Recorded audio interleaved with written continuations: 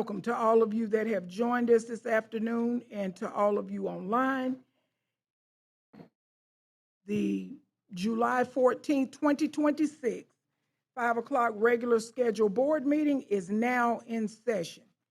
We will start this afternoon by welcoming Reverend Fred Gray from First Baptist Church, Prattville, Alabama. Reverend Gray, welcome to give us our prayer, our invocation. Let us bow, please. Oh Lord, our God, I come before you this evening, petition you on behalf of this board and the administration of our school system. Lord, you've been so kind to us. You've been so good to us. Even in tough times, we recognize that we need tough people to make vital decisions for our children and our staff. Lord, you're an awesome God because you said if we need anything, ask. And if we ask in thy name, it shall be given. And we believe that, Lord, we have the faith that you will get us through tough times. We have the faith that you will guide us with the right understanding. We have the faith, oh God, that you will keep us together and make decisions that will benefit our children and all of the administration and parents alike. Lord, you is a God that said to us that you would never leave us nor forsake us. As we go through times of discouragement in different moments, as we work faithful trying to build up and educate our children, Lord, we know that you can make a way because you're a God that make ways out of no ways. We're praying for this board that the decision they make will be able to strengthen our kids and educate our kids so that they will be able to be champions in our community and throughout our society. Lord, we pray for each one that's been elected to represent us in this county. And we pray, God, that they will keep themselves and keep themselves to understand that if they call you, they will find the right answer. We need the right answer because we're going through times. We're going through times of chaos and we're going through times of discouragement, but we know that you can straighten all things out. Thank you for being the God that you are. We pray that you will keep this board in unity. We pray that you will keep them making wise decisions. You just an awesome God. And we have awesome individuals who represent us. And we thank you in Jesus' name. Amen. Thank you so much, Reverend Gray, for those profound words. If it was church, we could go home, but since we got a little business to do, we'll stay a while. Now, if you'll join me in saying the Pledge of Allegiance.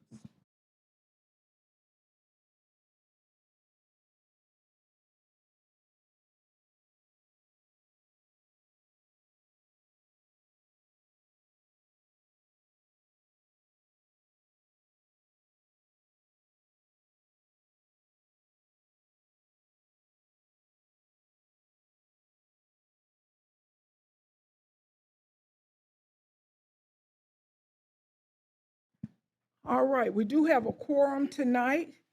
Thank you, ladies, for joining us. We are without Mrs. Smith. She is at an ACT conference, learning more about our ACT programs and what the world is doing. We will miss her tonight, but we thank her for going to the conference for us. Now, I need a motion to approve the agenda as printed. Madam President, I move that we approve the agenda as printed. I second. It has been moved in second to approve the agenda as printed. May I see, is there any discussion on the agenda?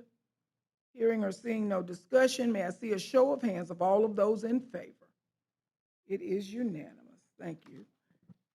All right, board president remarks. I am going to I know I normally give you all this wonderful prepared presentation, but let me just make it short. Thank you for all that you do. Thank you for what you continue to do. But I am going to forfeit some of those remarks to help our parents get ready for school. I am so proud of the team that has put this together, our communications team, all of the executive team. They have made on the web page a back to school guide to help get our parents ready for school. Please, please, parents, those of you here and those of you that hear me, please go to the website. It has all kind of information. This year, all students are required to register. I know we tell children things twice, but I'm going to exercise that with parents. Parents, before you show up on the first day, all of your babies have to be registered. This information tells you how to register them and the codes that you will get in your email. There's also a vacation planner that is being proactive to let parents know what vacations are coming. You can plan academically, you can plan around sports. I think that I'm glad to see that. The first day of school is August 10th. And in order for us to get ahead of our attendance goals, please be there on August 10th. We don't want our babies to miss anything. Back to school bash, August the 1st, 9 to 12 at the multiplex. There will be all kind of goodies. You don't want to miss book bags, backpacks. We have all these sponsors that are excited for our babies and want to help get them what they need to have a successful year. There are information about yonder pouches, attendance. The magnet hubs are on here. If your baby attends a magnet school and you intend for them to ride the school bus, please look at this so you will know what time to have them where to get to school on time. Of course, is there any problems or any concerns, I would expect that we have people in place to answer all questions. Student ID badges are required, so make sure your babies have their ID badges and can get in the school building. Also, My Ride K-12 application. Those of you that have babies that ride buses, you know, you've heard us talk about there is an app where you can track your baby on this bus. That app is up and running. Go to the website and look at Back to School Guide, and it will give you information. That's important. If I had a baby on a school bus, I would want to know where they're going and when they'll be there so I can govern myself accordingly. So you all please use that. And backpacks, back to school things, specific things to your school will come from your school. These are district initiatives. And so everything that's listed on here, we anticipate that happening. If you have trouble, you know you can dial the central number. One of the things I want to do to get out to you too is a directory so you'll know where to go. I know you love to call your board members, and we want you to call, but we also need you to follow protocol. We need you to call the right, no need of you telling your story 12 times when we can point you in the right direction. So we'll make sure we get that out to you. We're going to try to have that by the back to school bash, and you'll just pick it up at the family engagement table. So that's all for president remarks. Dr. Bird. Good evening, Madam President, board members, our leadership team, employees, parents, students, and community members. Thank you all for being here on this evening and for your continued support of Montgomery Public Schools. As we prepare for the start of another school year, there's a great deal of excitement across our district. Every day, our principals, teachers, and support staff are working diligently to ensure that our schools are ready to welcome students back into environments that are safe, engaging, and focused on learning. I want to take a moment to thank our employees for the tremendous work they have done throughout the summer. While many people think summer is a time when schools slow down, our teams have been hard at work hiring outstanding educators, preparing our facilities, strengthening instructional programs, and planning meaningful professional learning experiences for all of our staff members. This year marks what I believe is a new era of excellence for Montgomery Public Schools. That excellence will not be defined by slogans or promises. It will be measured by our actions, our accountability, and most important, by improved outcomes for our students. As we move into a new school year, accountability will continue to be one of our highest priorities. We will celebrate successes where we find it, but we will also have honest conversations when improvement is needed. Every member of Team MPS, from the superintendent to our central office staff, principal, teachers, and support personnel, must remain focused on continuous improvement. Our students deserve nothing less. To our community partners, thank you for believing in Montgomery Public Schools and for investing your time, resources, and expertise into the success of all of our students. Together, we are creating opportunities that extend beyond the classroom. Finally, I want to encourage our families to begin preparing now for the first day of school. Attendance matters. Every day a student is present is another opportunity to learn, grow, and to succeed. We all share the responsibility of ensuring our students arrive prepared, engaged, and ready to learn. Together, I believe we are building something special, and I'm excited about what lies ahead for Montgomery Public Schools. Thank you. Thank you so much, Dr. Byrd. Next, we will have board recognitions. Ms. Bruton. Good evening, Madam President, Dr. Byrd, and board members. Before we begin tonight's recognition, I would like to ask everyone to join us in a moment of silence in memory of Kaylee Taylor, a beloved 6-year-old student at Morning View Elementary. Kaylee's bright smile, joyful spirit, and love of learning touched the hearts of her classmates, teachers, and everyone who had the privilege of knowing her. While her time with us was far too brief, her memory will forever remain a part of the Morning View family and the Montgomery Public Schools community. As we pause together, we also lift up Kaylee's family, friends, classmates, teachers, and the entire Morning View Elementary School community during this time. Please join me in a moment of silence.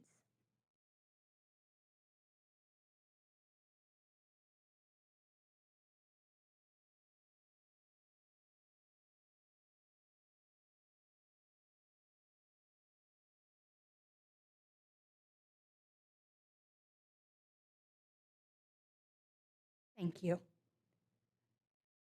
We will now move into our recognitions for this evening as we honor the achievements and contributions of members of the Montgomery Public School family. Our first recognition, Montgomery Public Schools proudly recognizes LaQuana Spriggs, a civics and geography teacher at Johnny Carr Middle School, for being named a WSFA Class Act. I believe she is our 7th WSFA Class Act teacher, so that's an accomplishment in and of itself. She wasn't able to join us this evening, but through her passion for teaching civics and geography, she has helped students understand the importance of leadership, citizenship, and their role in building a stronger community. We again congratulate Ms. Spriggs. Moving along, Montgomery Public Schools proudly recognizes Melanie King. She is present this evening, so I do welcome the board members to come to the front so we can take some photos with her. She's a rising junior in the Biomedical Academy at Brubaker Technology Magnet High School. And she has the outstanding achievement as our National STEM Leader.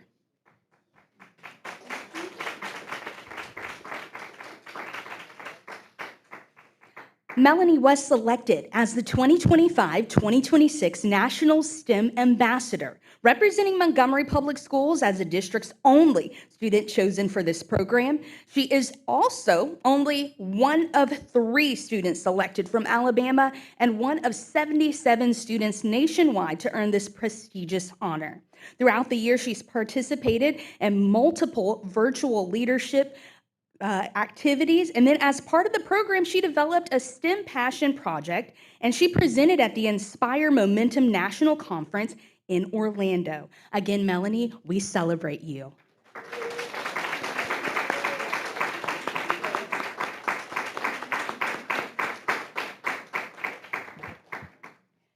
Last but certainly not least, Montgomery Public Schools proudly recognizes Deanna Ross. I don't know that she was able to join us this evening, but she is a 2026 graduate of Booker T. Washington Magnet High School, and she was selected as the recipient of the Spur Scholarship. Spur created this scholarship to support aspiring educators who are committed to addressing the nation's growing teacher shortage and making a lasting impact in classrooms and communities. We do have representatives with Spur who joined us here tonight, Miss Vicki Lawrence and Miss Crystal DeFrancesca. If you all would just stand up, yes, please.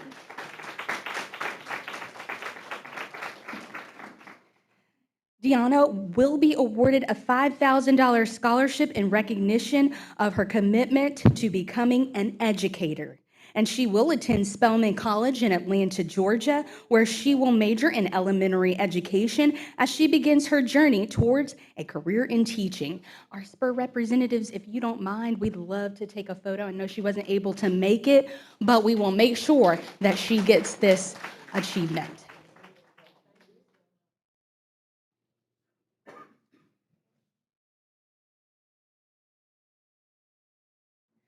That wraps up our recognitions for this evening. But again, President Portis mentioned it earlier today. Our Back to School Bash is coming up August 1st, 9 to 12 at the Crampton Bowl Multiplex. You don't want to miss it.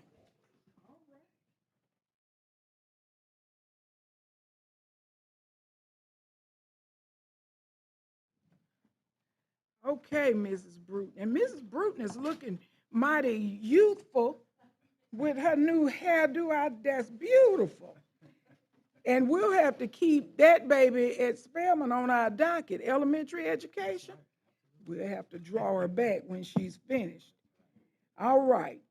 We'll move on to schedule public comments, which I think there are none. If I'm incorrect, correct me. Citizen comments, there are none at this time. Now we will move on to our 2025 audit report. Ms. Jana White is with us again. She is an examiner of public accounts. Welcome.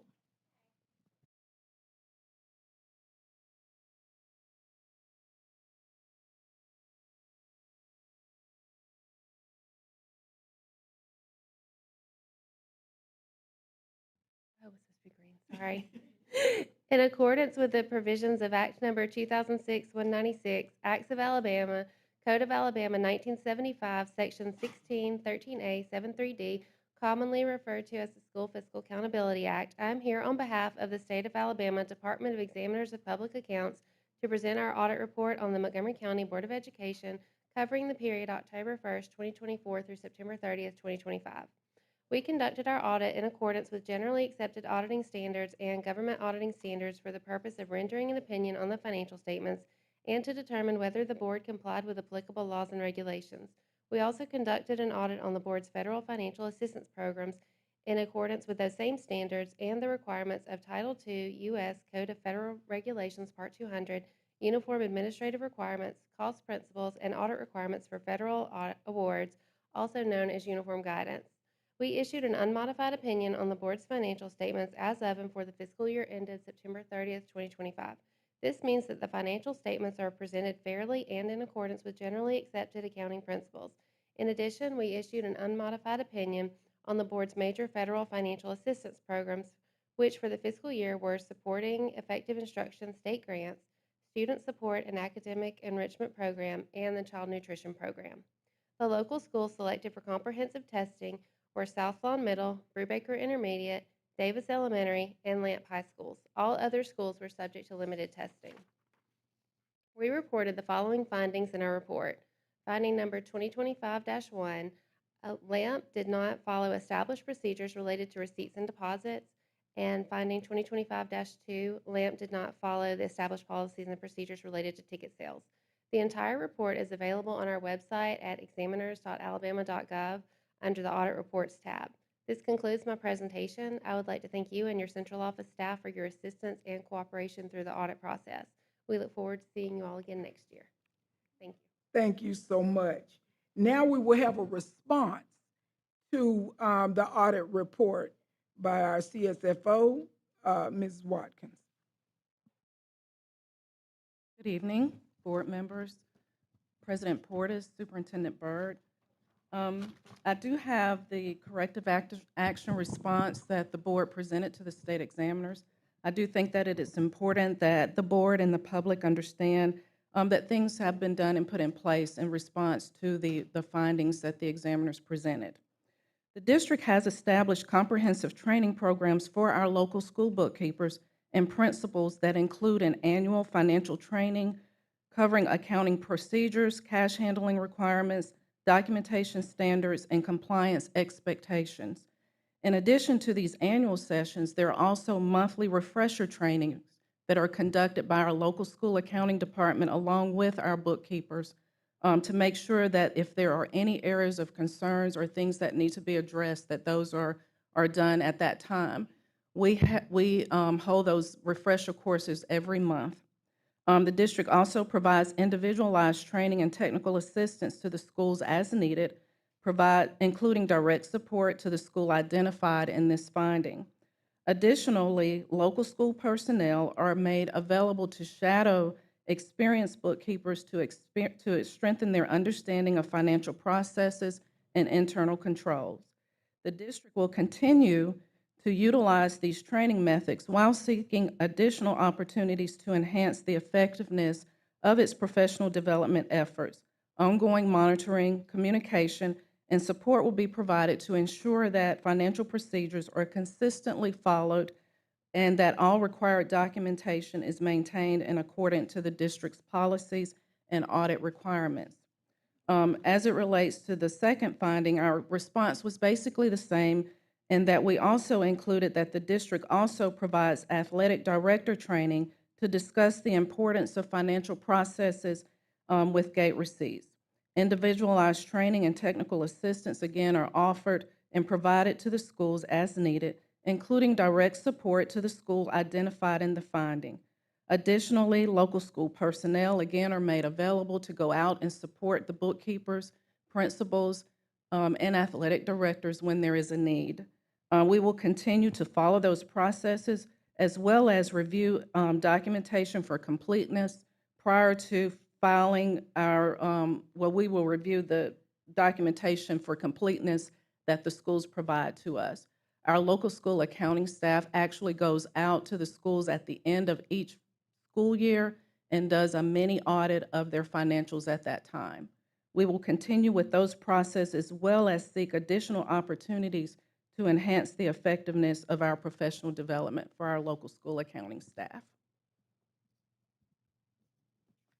Thank you. Any questions? Thank you so much, Ms. Watkins. Our next item is our post-issuance compliance policy. Attorney Burnett has not been able to make it, and I don't see anyone to represent him. Board members, you received this policy. We have known about it. We knew it was coming. You have written information on it. So he was just coming to verbally say it. You have enough information on the information that you were provided. It is the same information he would have shared had he been able to be here. So we'll move on to item 12, which will be Mrs. Watkins again. And after she does the 2026 financial statement, she will continue with Pentlala Elementary School freezer and cooler bid.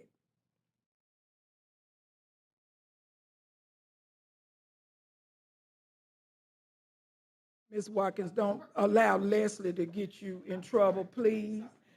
Okay, I'm sorry.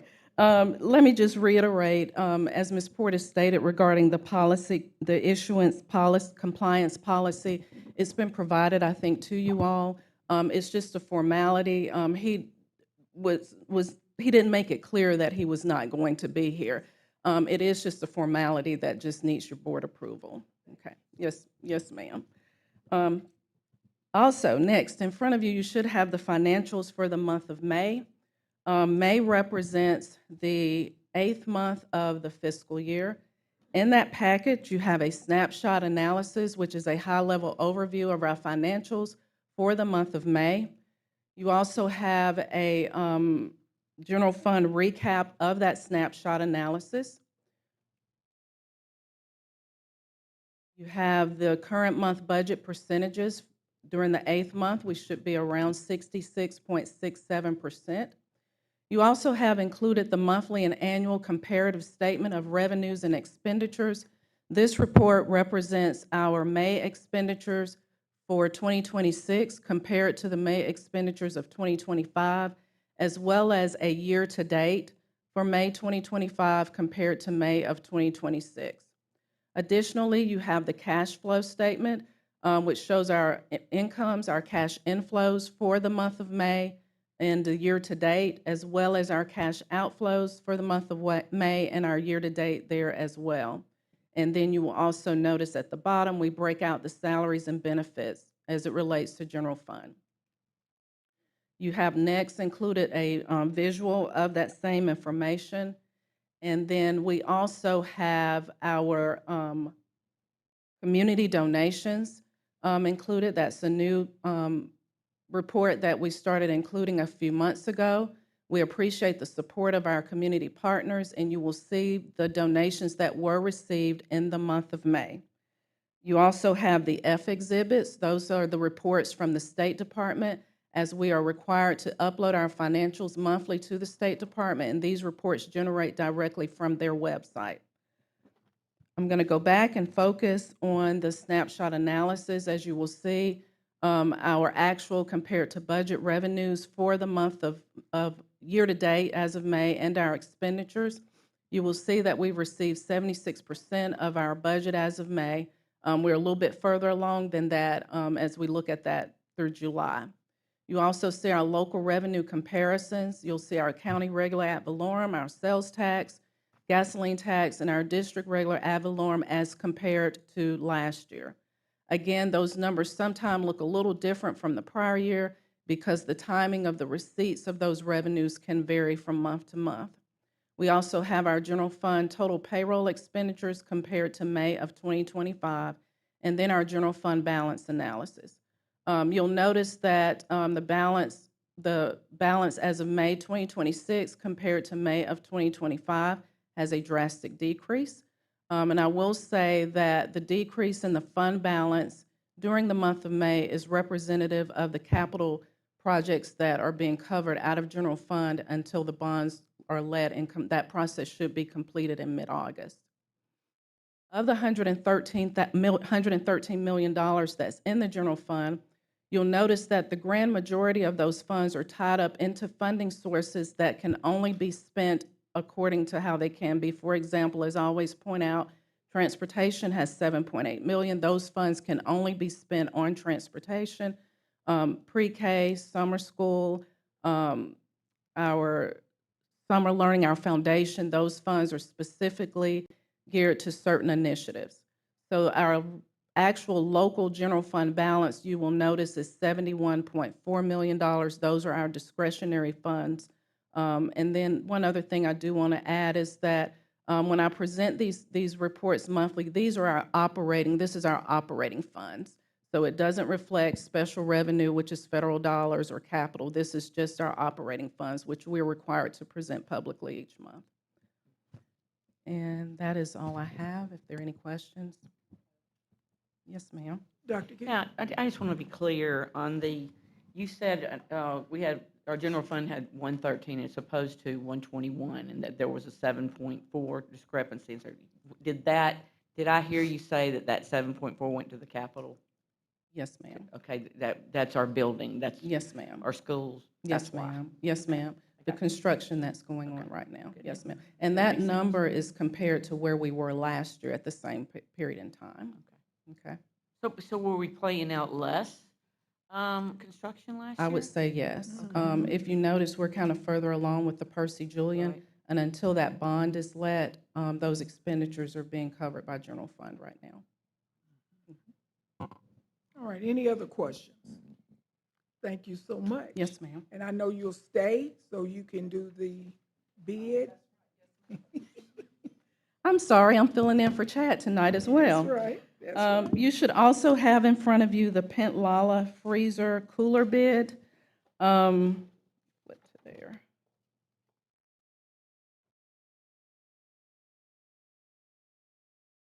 Okay, so you have that bid in front of you. The freezer cooler project that is going on at Pent Lala is the result of replacement and upgrade of the freezer and cooler at Pent Lala School.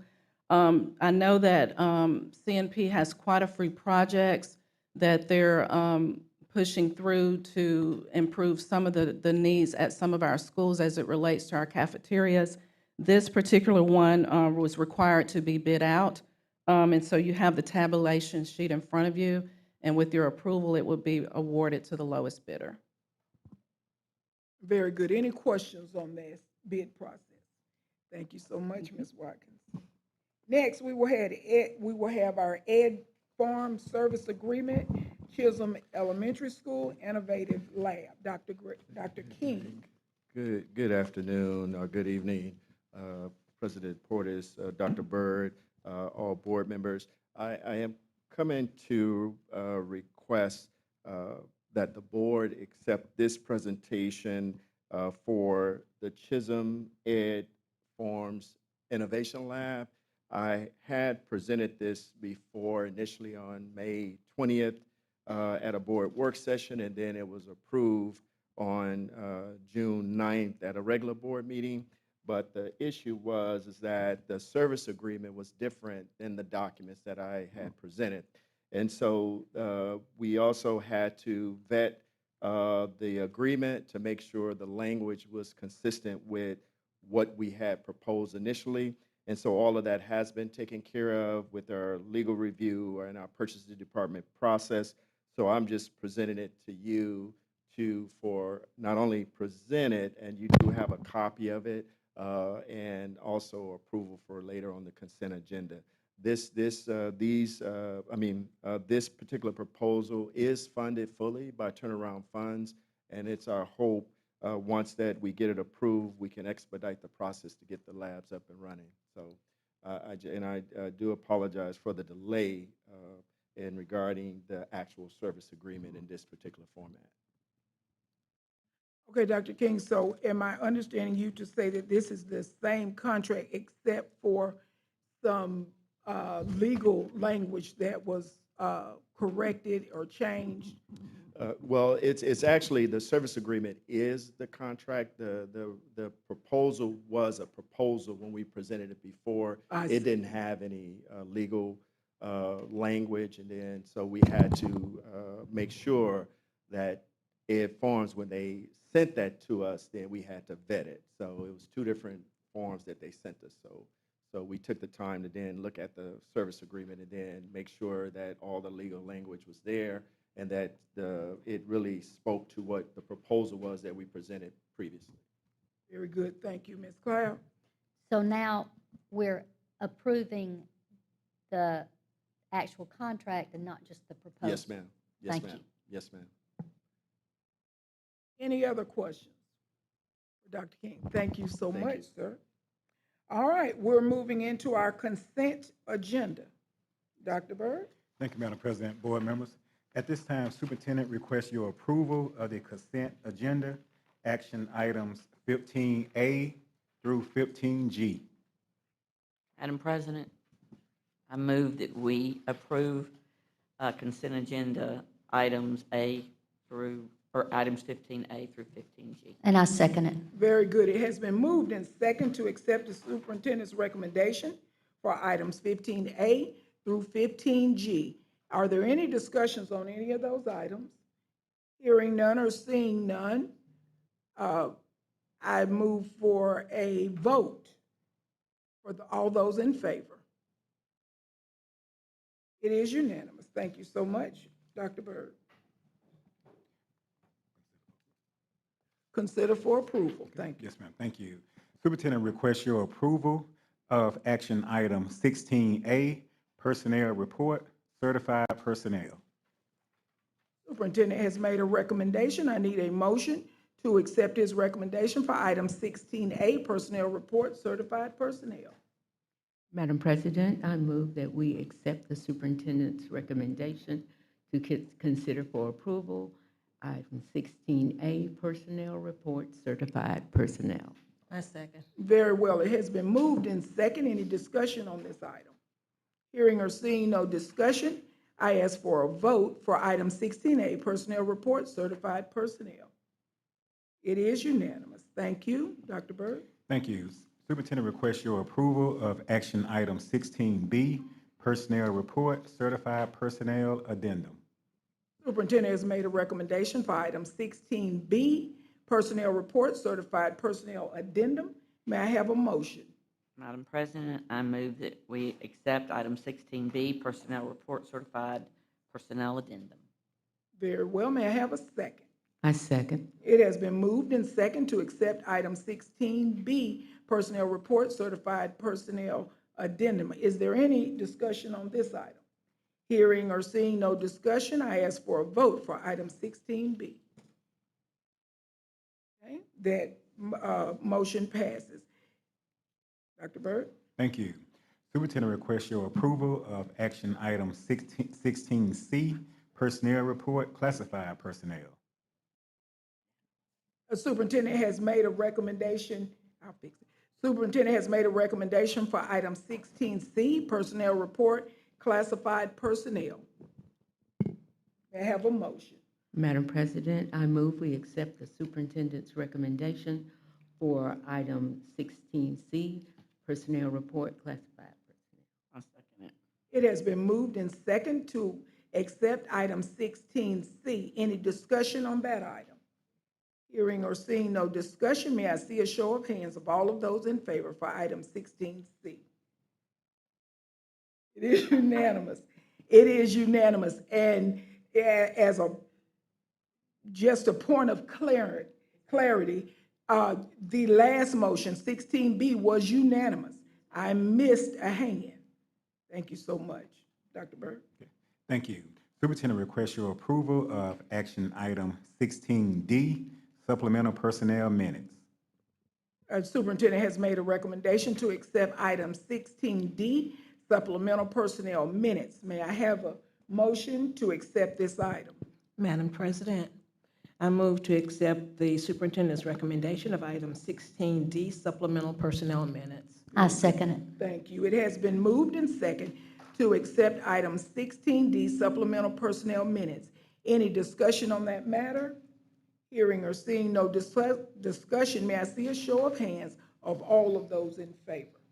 That item is unanimous. Thank you. Dr. Byrd? Thank you. Superintendent requests your approval of action item 16E, personnel report, teams. Superintendent has made a recommendation to accept item 16E, personnel report teams. May I hear a motion to accept this item? Madam President, I move that we accept the superintendent's recommendation for item E, personnel report teams. I second it. It has been moved in second to accept item 16E, personnel report teams. Any discussion on this item? Hearing or seeing no discussion, may I see a show of hands of all of those in favor? It is once again unanimous. Thank you so much, ladies. All hearts and minds are clear. This meeting for the July 14th board meeting is now adjourned. For all of those leaving, you are free to go now because in about 30 seconds, we're going to the work session. Thank you, Dr. Reverend Gray, so much. Hope to see you again soon.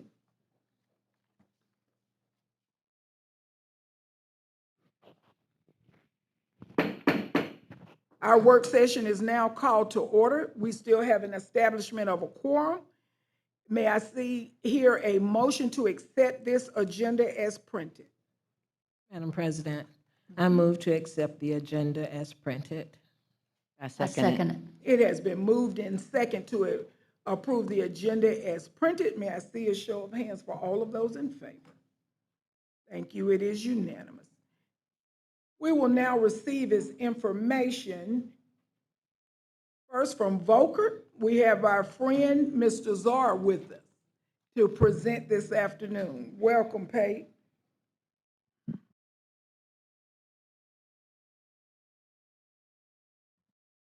Good evening, Dr. Byrd, President Portis, members of the board. Before I get started, I just wanted to give a shout out to Ms. Bruton. I know the board recognitions month in and month out. I mean, you have some impressive kids in this district. 1 of 3 in the state, 1 of 70 national. That's awesome. So just wanted to give my flowers to her and the kids in this Thank you. And I'll get started with our monthly update on the capital improvement program, jumping straight into Percy Julian. Don't know if you've had the opportunity to drive on the boulevard and see the project, but man, is it coming along. We have started our brick installation, so you can see the exterior of the building really starting to come along, 44% complete. Here, this is the academic wing, section A. Like I said, the brick going up, starting to really see the building. A and B academic wings, and C, the roof is 90% dried in there, so we're really pushing on the interiors, getting the HVAC systems up and going, installed, starting to see the walls come up, classrooms being formed on the inside, as well as the building really taking shape on the outside. Showing you an aerial shot here. Like I said, the sections closest to us on the right side, that is A and B, 2-story academic wings. Section C on the left is a 1-story academic wing. Both of those roofs are dried in, so we're able to push a lot on the inside. Towards the back of the image is your fine arts section with the gym, auditorium. The auditorium slab on grade was poured last month. So that was a huge milestone. We have no more slabs to pour for the entire building.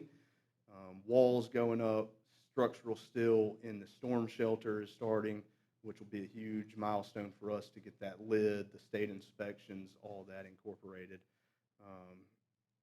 Moving to the site progress, we're building the athletic field house. Footings are poured, underground MEP rough-in is continuing, and we've started curb and gutter. So you can see not only is the building starting to take shape, but the site is also starting to take shape. So you'll start seeing parking lots and drive areas being formed out there as well. Moving into Capitol Heights, we've had the notice to proceed issued with the contractor, held our pre-construction meeting. Contractor has mobilized, trailers on site, site fencing is up. We've broken ground, moving dirt. Project is about 3% complete right now. Here's some aerial shots of the construction progress. So you see the existing Percy Julian on the right side. A lot of the site grading is ongoing. Utilities are ongoing. We're working with City, Alabama Power, Spire, all the utility companies to start getting the underground utilities moving.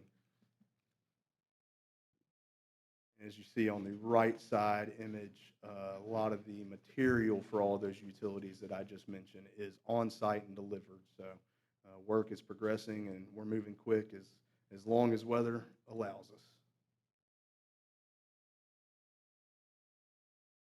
Our minority participation, I don't believe there was any changes from last month. You saw the construction contract, MBE, really increased from last month with our partnership with Russell Construction, a MBE company, local company here. If you have any questions or comments.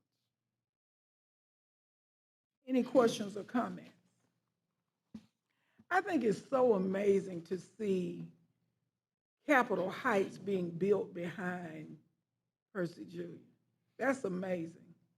I've never really paid attention to a school being built. I think both of them you all have done a fine job. And to your point, I think it's really cool to see the renderings that we provided early on in design and how the building actually takes shape. I do want to say, we couldn't be in better hands. I've been excited since y'all came on board. for years, and it just, the thoroughness of everything y'all do, what you tell us, the meetings you have, the books, the pictures, it's just impressive, so thank you. We've loved working with y'all. Do you all own a helicopter, or is that a drone? It's a drone. Thank you so much. Yes, ma'am. Thank y'all. All right, Highland Gardens Elementary School metal canopy bid tabulation. Once again, Ms. Watkins is covering for Chad tonight. Thank you. Good afternoon again, President Portis, Superintendent Byrd, board members. We have a project that's being shared as it relates to Highland Gardens and the school metal canopy. This project will replace the current canopy, and then it will add a continuous portion to the front of the building for car riders and for pickup. The bids open June the 25th, and I guess it will come before you next month for board approval.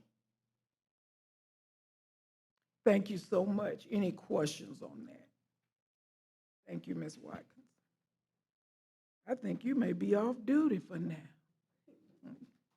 All right, District English Second Language Bilingual Family Liaison by Ms. Heather Miller. Welcome.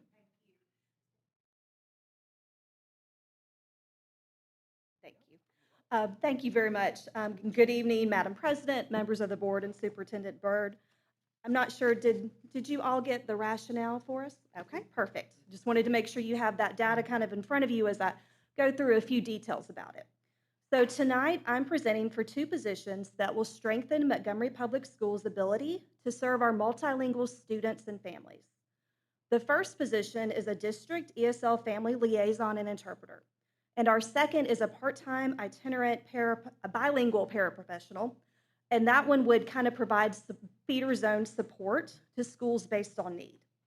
These positions are designed to improve communication between our schools and families while ensuring compliance with our federal and state language access requirements. Currently in the district, we have over 4,000 students and families that speak another language in their home. And that's not just Spanish. We actually have over 50 different languages represented in our district. So while Spanish is the most predominant, we have families that might speak Mixteco, that would be kind of an indigenous language, Korean, Chinese, Arabic, and many, many others. So some of that data in front of you will kind of show the most predominant, but that's not the only ones. When we think about our highest population schools, we usually think about Percy Julian, Capitol Heights, but pretty much all of our high schools at this point have over 100 students. And those schools that feed into them, like Chisholm and Highland Gardens, and even some of our magnets like Forest Avenue, have a very high population of families that need that language support. So the goal of these positions is to ensure that those families have meaningful access to school information, enrollment, parent-teacher conferences, MTSS meetings, disciplinary meetings, Title I events, pretty much anything where we want to make sure we communicate and give them information, they have that access in a language that they understand. So with the district ESL family liaison and interpreter position, this is kind of comparable to what other districts of our size with an ESL population would have. So it would be a person who could assist us in the ESL department with the translation of documents, with the student support enrollment needs that we have. Could help us with our parent workshops so that we can better communicate with parents and make sure they understand how they can support their students in the district. It would also make sure that they have that equitable access to all of the educational opportunities that we are providing. I've been working in collaboration with Dr. Ford on this and the human resources team, so we kind of looked at how could we make this to target our needs in the most beneficial way for all of the students. And with the Alabama RAISE Act, it kind of provided us some extra funding so that we can expand these services for our multilingual families. With the part-time positions as paraprofessionals, they would be kind of itinerant for feeder zone schools. So the design is that they may be based at one school, but if the high school needs someone to kind of come up and help with translation needs or needs a certain day where they need to help with student support with academic side of things, they can kind of be flow kind of between the schools in a feeder zone pattern. So that flexible staffing model can allow us to kind of best support schools where that need is without having, we don't really have the funds to assign an interpreter to every single school. So we're trying to make it where that person can kind of flow between the schools and have a couple of different paraprofessionals that would serve those feeder zones. When we think about these positions, we want to kind of remember that when we think about interpreters, it's more than just really about translating words for our families. It's removing those barriers that prevent the parents from fully participating in their child's education. So when families understand the school expectations, their academic progress, intervention plans, and all the great resources that we have available in MPS, they're a lot stronger as partners in their students' success. So our goal overall is to continue that commitment to equitable access for all students while ensuring that every family, regardless of that language that they speak, has the opportunity to actively participate in their child's education. Thank you. Thank you so much, Ms. Miller. We have a question for Yes, Ms. ma'am. Cloud. I just want to say thank you, because this is so very needed. Well, I appreciate that because I truly am an advocate for all of our students, but our English learners really have an extra place in my heart. So. Thank you. Very good, Dr. How many are we looking at hiring? So the district liaison position would be one position that would be able to support all of things needed here at the district level, whether it's the student support side, the ESL side. The goal with the paraprofessionals is to start with 4. So our idea was to have them placed at each of the feeder zones. So the Carver High feeder zone, Percy Julian, Park Crossing, JAG, and then they could kind of float as needed between the elementaries, middle, and high school, really depending on the needs of the schools. See, I started doing the math here, and I know that we had a problem, a couple years ago. I'm not going to mention the school, but it was one of our main high schools. Right. That I taught at and did not realize what a problem it was, how many they had. Right. And I'm looking here at your numbers, and, we're looking at a handful, Yes. hiring a handful, and just in Spanish alone, you have almost Right. 3,000. We do. So I don't know that, I'm not trying to be negative. Right, and I think it this is is- a wonderful program, but I think we've got to take a deeper dive into this. Yes. It is problematic because you're asking the teachers to, I was going to go, well, you conveniently skipped that one. When you said Spanish, Central American, and Korean, I couldn't pronounce the Girardi. Yes, or for whatever. a lot of our Indian families, And yes. I was like, what is that? Yes. But let me ask you one more question. The main person, will they be able to speak all those languages? No. So, and that's kind of where it may be that if we can get more than 4, we would. And we do have, some of our ESL teachers are bilingual. So we do have some bilingual support already in the schools. But as you just stated, it's not enough when you just have 1 or 2 people in a school, and we don't have them in every school. But our goal is that hopefully some of these people that maybe speak something other than Spanish will be interested, and we can have them also support those feeder schools. Well, the breakdown of schools, the data on this, I've taken pictures of it because it's interesting. I hope we can expand it. I have one more question. Ms. Watkins, with this number of EL student population, do we get Title III funding? We do. Mm-hmm.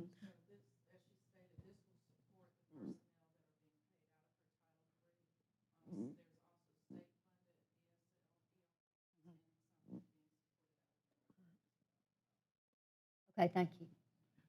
Ms. Miller, what department are you with? I am, I'm with Academics and Accountability, but I'm the Okay. ESL specialist. So when Ms. Very Ushery good. retired, Yeah. I have Okay. been trying to fill her shoes the past year. I've not had the opportunity to meet you, but I certainly am glad you're Yes, in that ma'am. place. Thank you. And to answer Lisa, remember now, we have full military. So we can reach out and hopefully some of our partners can help cover them. One of my questions too is, I know these second language high school students oftentimes advocate for their family. Yes. Have we thought about maybe employing some of these high school students to help with the ESL with other families and?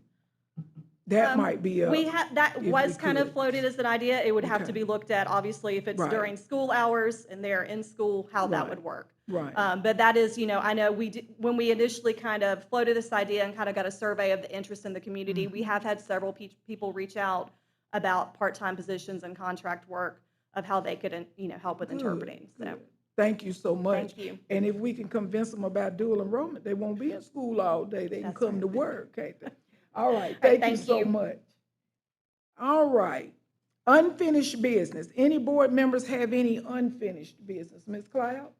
Could we please have an update on the superintendent evaluation? Because we were supposed to either report out June the 30th or tonight, and I want to give the public the updated. Right, we postponed that to board members, you and public. You will have that review at the special call meeting the last Tuesday in this month.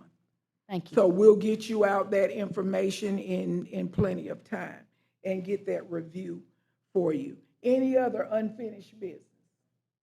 Hearing no more unfinished business, new business. Anyone have any new business? One of the only new business I have is the board had a retreat in June, right before the summer conference. It was a very informative retreat. One of the things that I told the board that I would do is to keep them abreast with what's going on. Dr. Byrd has us moving, so you employees think y'all going fast. Whew.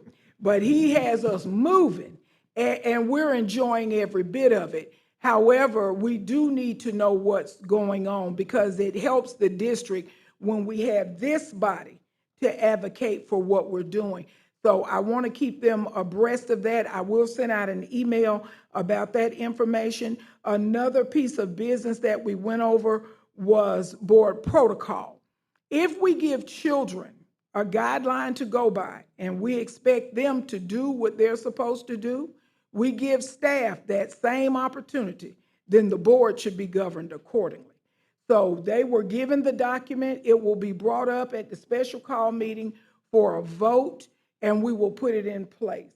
While we're not going to tar and feather anybody, but we are certainly going to ask all of our districts to govern themselves accordingly. We have the whole world watching. Not this time. Montgomery's been watched for a lot of reasons. This time, we are anticipating they're watching for where education will go and what we will provide to our students. These children are moving fast. My 7-year-old grandbaby taught me how to use ChatGPT. So if you get something from me and it sounds real good, baby, I am getting to be an expert. I don't even know why I was writing regular stuff. ChatGPT does it. So I thank you all for your continued support. If we can be of any assistance, we're not bosses, we're resources. So reach out to us. We can get our hands dirty too. We are retired though, don't call us often, but we are willing to help. So this meeting with no more new business, this meeting is now adjourned. Have a great day.